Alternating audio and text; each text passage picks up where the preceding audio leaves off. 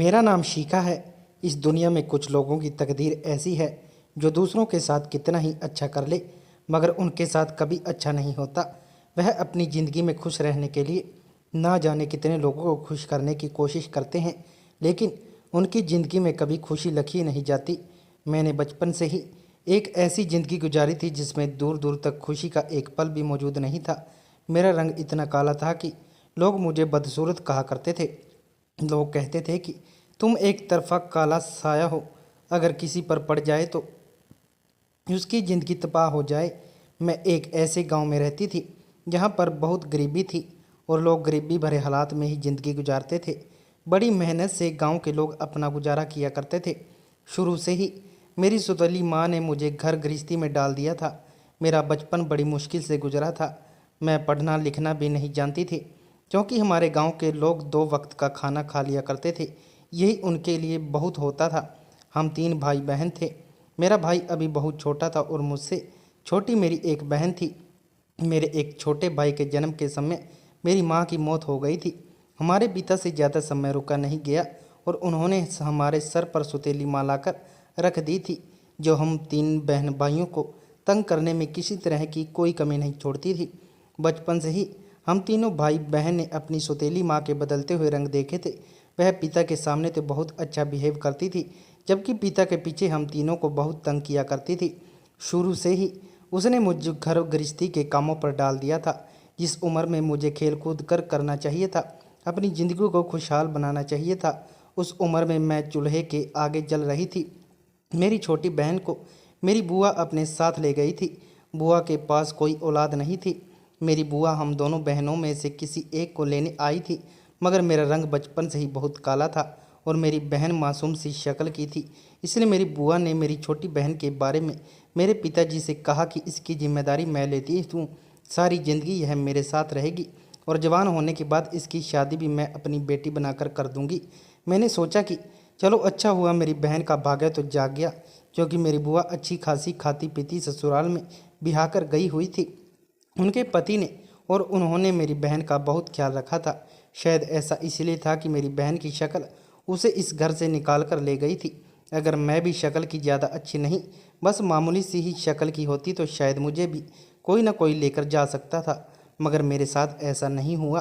कहते हैं इंसान की जब शक्ल बदसूरत होती है तो उसका नसीब भी बहुत बदसूरत। मेरा नसीब भी कुछ ऐसा ही था।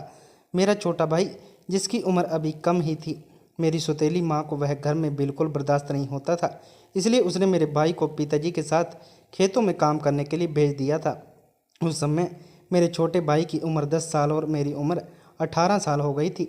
मेरे पिताजी चाहते थे कि वो जल्द से जल्द मेरी शादी कर दें, मगर मेरा रंग इतना काला था कि गांव में मुझे कोई भी अपने घर की बहू बनाने के लिए तैयार नहीं था, क्योंकि गांव का जो भी इंसान मुझे देखता था वो यही कहता था कि ये इतनी काली है कि अगर इसे अंधेरे में खड़ा कर दिया जाए तो यह अंधेरे में ही मिलकर रह जाएगी, और अगर शादी के बाद इसके बच्चे हुए तो वो भी इसकी तरह होंगे।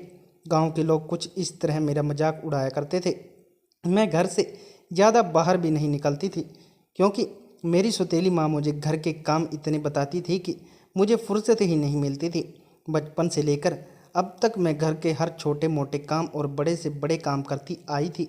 मेरी सौतेली माँ मुझसे हर तरह का आराम लिया करती थी। मेरी ज़िंदगी तो इसी तरह से गुजर गई थी। मेरे पिता मेरे लिए रिश्ता तलाश कर रहे थे, मगर मेरे लिए कोई रिश्ता नहीं मिल रहा था। जानती थी मेरी शक्ल की वजह से मेरी शादी नहीं हो सकती, मगर ना जाने क्यों वो लोग मुझे इस घर से निकालना चाहते थे, क्योंकि मेरी सौतेली माँ का कहना था कि आखिर कब तक तुम्हारी बेटी इस घर में बैठी रहेगी, इसके हाथ पीले करके इसे अपने घर का कर दो। मेरी सौतेली माँ का बिहेवियर मेरे साथ अच्छा नहीं था, लेकिन वह मेरे भाई के साथ ठीक रहती थी। ऐसा इसलिए था क्योंकि वह लड़का था और आने वाले समय में उनको पैसे कमा कर देने वाले था। अपने भाई से मेरी सौतेली माँ की मोहब्बत जताने का मतलब भी मैं अच्छी तरह से समझती थी। इस दुनिया में हर इंसान मतलबी है। कोई किसी के साथ मतलब रखता है तो कोई किसी के साथ। अगर कोई आपसे हंसकर बात भी कर रहा है तो समझ लीजिए कि उसके व्यवहार में भी आपसे रिलेटेड कोई ना कोई मतलब छिपा हुआ है। मेरी सौतेली माँ भी ऐसी ही थी। मेरा भाई उसके काम किया करता था, इसलिए वो घर से उनको इज्जत दिया करती थी, जबकि मैं उसके काम नहीं करती, इसलिए मुझे इस घर में ना तो कभी इज्जत मिली थी और ना ही पेट भर कर खाना मिला। जिंदगी इसी तरह से गुजरती जा रही थी, मगर मेरा रिश्ता नहीं हो पाया। बुआ की तरफ से भी खबर आई थी कि मेरी बहन की शादी हो गई है। बुआ ने मेरी बहन की शादी 17 साल की उम्र में कर दी थी। मुझे खुशी थी कि मेरी बहन की शादी धूमधाम से हुई और उसकी ससुराल भी अच्छी है, और उससे कई ज़्यादा अफसोस तो मुझे अपने नसीब पर था, जो शक्ल ही काला होने के साथ साथ अपने नसीब का भी हर पन्ना की कालिक से लिखवा कर लाई थी। इस गांव में मेरा तो रिश्ता होना बहुत मुश्किल था, इसलिए सौतेली माँ मेरे लिए आस पड़ोस के गांव से रिश्ते तलाश कर रही थी। वो लोग जब मुझसे देखते तो इनकार करके चले जाते थे। मुझे सौतेली माँ इस बात पर बहुत ताने दिया करती थी कि पता नहीं कैसी मनहूस शक्ल लेकर पैदा हुई है, कोई तुझे अपने घर की बहू बनाने के लिए तैयार ही नहीं। मैं अपनी किस्मत पर रोती रहती कि आखिर मेरे साथ ही ऐसा क्यों हुआ रहा था। फिर एक दिन मेरे साथ कुछ ऐसा हुआ जिसके होने की मुझे दूर दूर तक की उम्मीद नहीं थी। एक दिन मेरी सौतेली माँ अपनी शहर वाली बहन के घर गई हुई थी, जब वह मेरे लिए एक रिश्ता लेकर आई थी। मेरी सौतेली माँ बहुत खुश नज़र आ रही थी। उन्होंने कहा कि खुश हो जा शिखा, तेरे लिए बहुत अच्छा रिश्ता लेकर आई हूँ। तेरी शादी शहर में होने जा रही है। मैं तो उनकी बात सुनकर चौंक गई थी कि क्या सच में वह मेरे लिए शहर से रिश्ता लेकर आई थी। लेकिन जिस तरह से वह बातें कर रही थी, उस हिसाब से तो यही लगता था कि वह सच कह रही है। मगर वह मुझ पर इतनी मेहरबान क्यों हो गई थी, यह मेरी समझ नहीं आया। रात को जब मेरे पिताजी घर आए तो उन्होंने मेरे पिताजी को भी इस रिश्ते के बारे में बताया था। उन्होंने कहा था कि मैं जब आज अपनी बहन के घर गई थी तो वह मुझे अपनी मालकिन के यहाँ ले गई। उसकी मालकिन बातें कर रही थी कि मुझे अपने बेटे के लिए किसी अमीर परिवार की पढ़ी लिखी लड़की ज़रूरत नहीं, बल्कि मैं तो सोचती हूँ कि मेरी बहू ऐसी हो जो घर गृहस्थी को अच्छी तरह से संभाल सके, घरेलू हो, संस्कारी हो, सूरज शकल भी ठीक ठाक हो, मगर सीधी सादी हो। अगर कोई लड़की ऐसी मिल जाए तो मुझे ज़रूर बताना। ऐसी लड़की ढूंढकर लाने वाले को मैं पूरे 1 लाख रुपए इनाम दूंगी।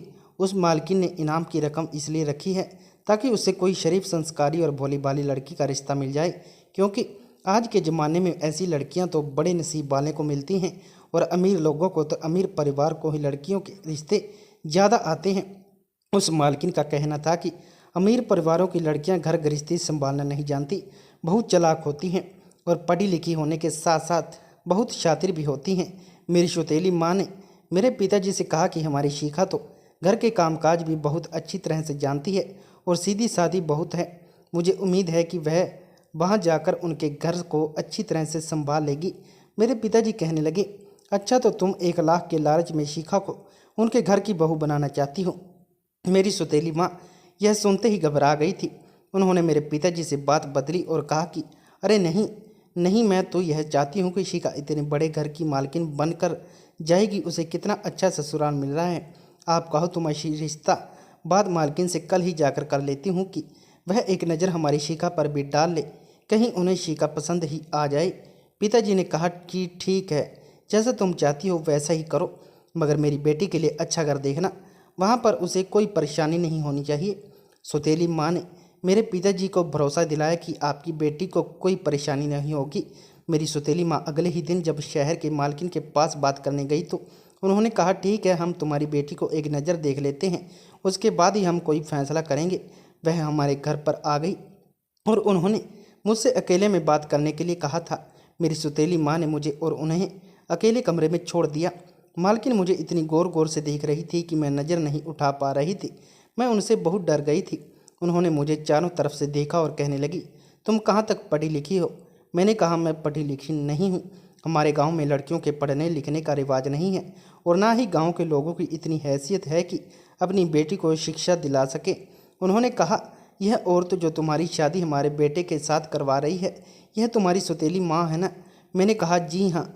तो वह कहने लगी, मैं जानती हूँ कि पैसों के लालच में आकर यह तुम्हारी शादी हमारे बेटे के साथ करवा रही है। क्या तुम हमारे बेटे के साथ शादी करने के लिए तैयार हो? मैंने कहा, मैं क्या कह सकती हूँ, मेरे घर वाले जो फैसला करेंगे मैं उस पर राजी हूँ। वह कहने लगी कि तुम तो बहुत अच्छी लड़की हो। आजकल की लड़कियां तो शादी से पहले ही अपनी पसंद जाहिर कर देती हैं। मैंने कहा, पहली इंसान हो जिसने मेरी तारीफ़ की, वरना हर कोई मेरी शक्ल को देखकर मेरी बुराई करता है। वह मेरी इस बात पर हंसने लगी और कहने लगी कि इंसान की शक्ल अच्छी नहीं भी हो तब भी चलता है, मगर मन अच्छा होना चाहिए। तुम हमें मन ही की बहुत अच्छी लगी हो। हम तुम्हारी शादी अपने बेटे के साथ करने के लिए तैयार हैं।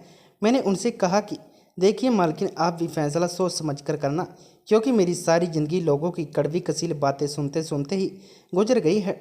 मैं नहीं चाहती कि सारी ज़िंदगी आप भी मुझे इसी तरह की बातें सुनाओ। मालकिन कहने लगी कि ऐसी बात मत कहो। तुम्हारे चेहरे से छलकने वाली मासूमियत और तुम्हारे मुंह से निकलने वाले अच्छे शब्द इस बात की गवाही देते हैं कि तुम बहुत अच्छी हो। हमें ऐसी ही लड़की की तलाश थी। दरअसल हम भी बहुत ज़्यादा और गरीब परिवार के थे। जब अपनी ससुराल गई तो हमारी सास को हम बहुत पसंद थे। उन्होंने हमारा भोलापन और समझदारी देखते हुए हमें कहाँ से कहाँ पहुँचा दिया। अब हम भी यही चाहते थे कि तुम्हें अपने घर की बहू बनाएं और तुम्हारे होने से हमारे परिवार की नस्ल अच्छी और समझदार बनकर आगे बढ़े।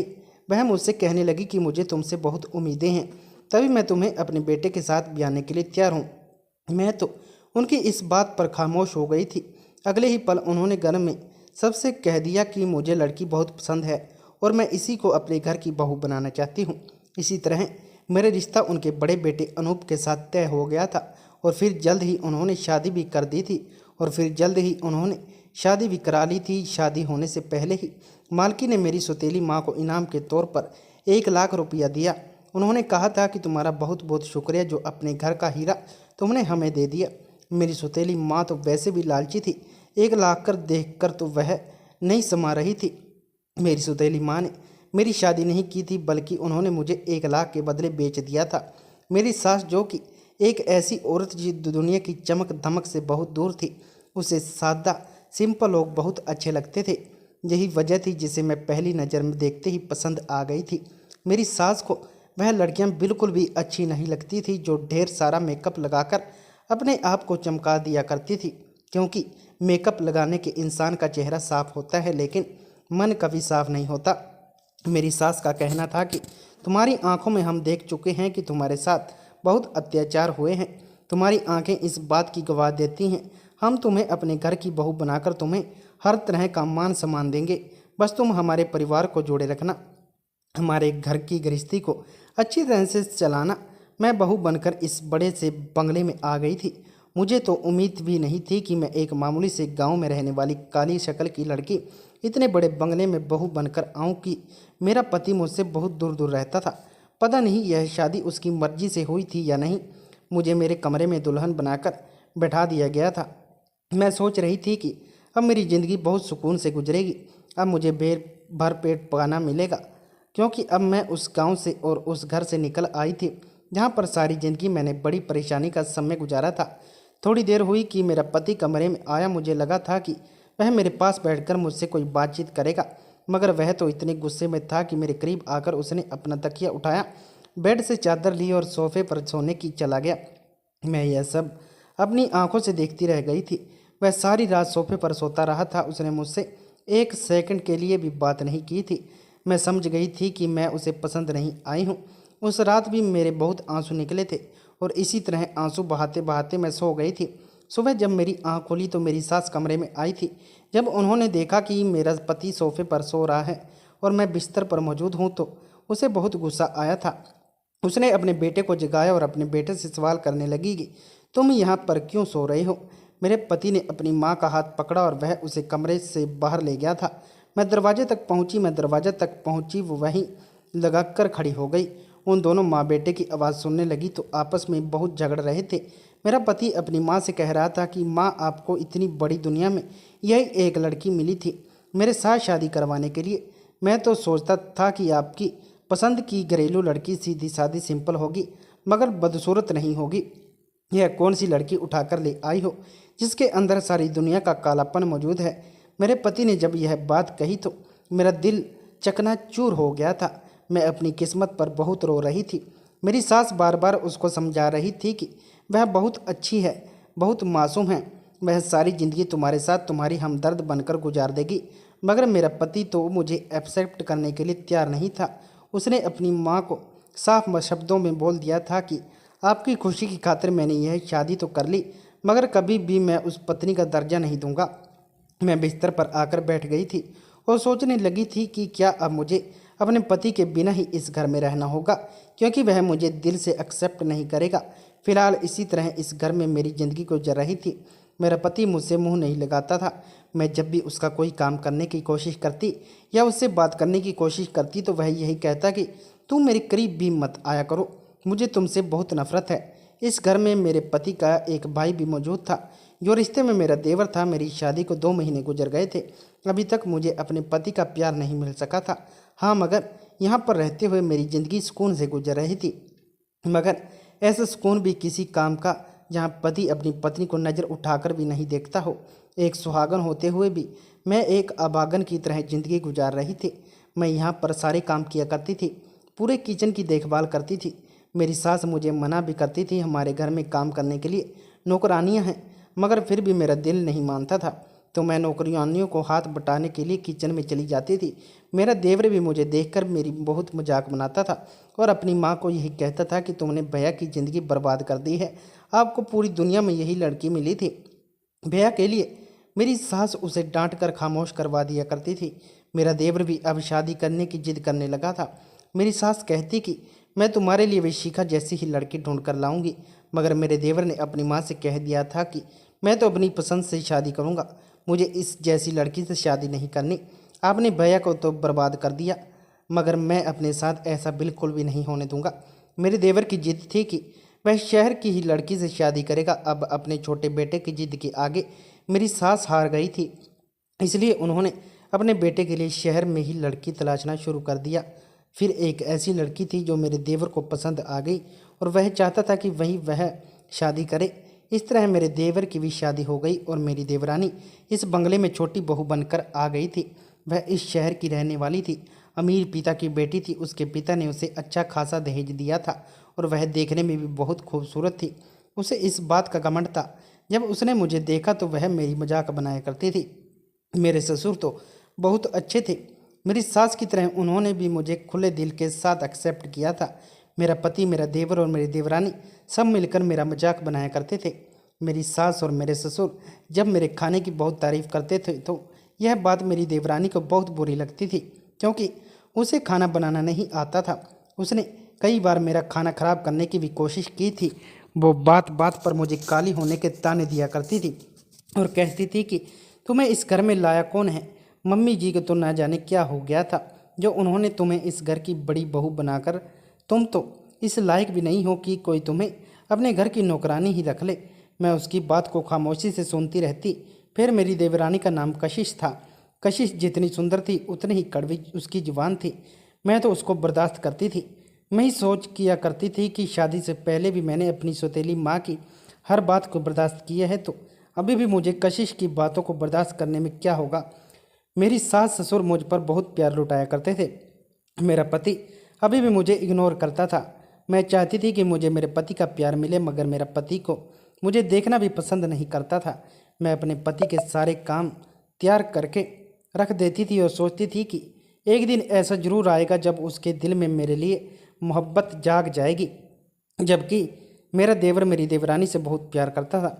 मेरी देवरानी को इस बात पर बहुत घमंड था। मेरा पति मेरे सास से कहता रहता कि काश अगर मेरी पत्नी भी कशिश की तरह सुंदर होती तो मैं उसे पत्नी होने का दर्जा जरूर देता, मगर आपने तो इस लड़की के साथ शादी करवाकर मेरी ज़िंदगी बर्बाद कर दी। मेरी सास अपने बेटे को बहुत समझाया करती थी कि तुम दुनिया की चमक धमक पर मत जाओ, तुम ऐसे पार्टनर को डिजायर करते हो जो तुम्हारी तकलीफ में तुम्हारे साथ खड़ा रहे। मगर मेरा पति अपनी माँ की कोई बात नहीं समझता था। उधर मेरी देवरानी ने काफ़ी कोशिश कर ली कि मैं अपने पति के साथ साथ अपने सास ससुर की नज़रों में भी गलत हो जाऊं और वह मुझे ज़्यादा अहमियत ना देकर मेरी देवरानी को अहमियत दिया करें। मेरी देवरानी ने अब नई नई चालें चलना शुरू कर दी। इस बात से बहुत जलन होती थी कि मेरे सास ससुर मुझसे इतना प्यार करते हैं, उसे क्यों नहीं करते। एक दिन मैं घर के काम कर रही थी जब मेरी सास ने पूरे घर में हंगामा मचा दिया कि उनकी सोने की अंगूठी जो मेरे ससुर ने उन्हें दिवाली पर गिफ्ट की थी वह कहीं नहीं मिल रही। मेरी सास ने अपने पूरे कमरे में अंगूठी छान मारी। उन्होंने हम दोनों को भी बुलाया था और पूछा था कि क्या तुम दोनों ने मेरी अंगूठी देखी है, कि क्या तुम दोनों ने मेरी अंगूठी देखी। इतनी छोटी सी बात पर मेरी देवरानी ने ज़ोर ज़ोर से हंगामा करना शुरू कर दिया। उसने कहा, मम्मी जी आप मुझ पर शक कर रही हो, मैं क्या अंगूठी चुराऊंगी, मैं तो खुद अपने मायके से ढेर सारा जेवर लेकर आई हूँ। आपको यकीन नहीं आता तो आप मेरे कमरे में चलो, वो ज़बरदस्ती मेरी सास को अपने कमरे में ले गई और अपनी अलमारी खोलकर अपना सारा जेवर दिखाने लगी, अपने सारे कपड़े दिखाने लगी, मगर मेरी सास की अंगूठी कहीं भी नहीं मिली। मेरी सास कहने लगी कि मेरा यह मतलब नहीं था कशिश, तुम गलत समझ रही हो, मैं तुम पर चोरी का इल्ज़ाम नहीं लगा रही हूँ, बस इतना पूछ रही हूँ कि कहीं तुम्हें मेरी अंगूठी के बारे में कुछ नहीं पता। मेरी देवरानी यही कह रही थी कि नहीं, आपकी बातों का यही मतलब है कि आपको लगता है कि मैंने आपकी अंगूठी चोरी की है। मैं आपको अब अपने कमरे की तलाशी दिलवा चुकी हूँ, अब आपको शिखा भाभी के कमरे की तलाशी लेनी होगी। जब उसने यह बात कही तो अचानक मैं सबको फटी फटी नज़रों से देखने लगी। मेरी सास कहने लगी कि शिखा चोरी नहीं कर सकती, तुम शिखा पर गलत इल्ज़ाम लगा रही हो। मेरी देवरानी कहने लगी कि एक बार शिखा भाभी के कमरे की तलाशी लेने में आपको क्या प्रॉब्लम है।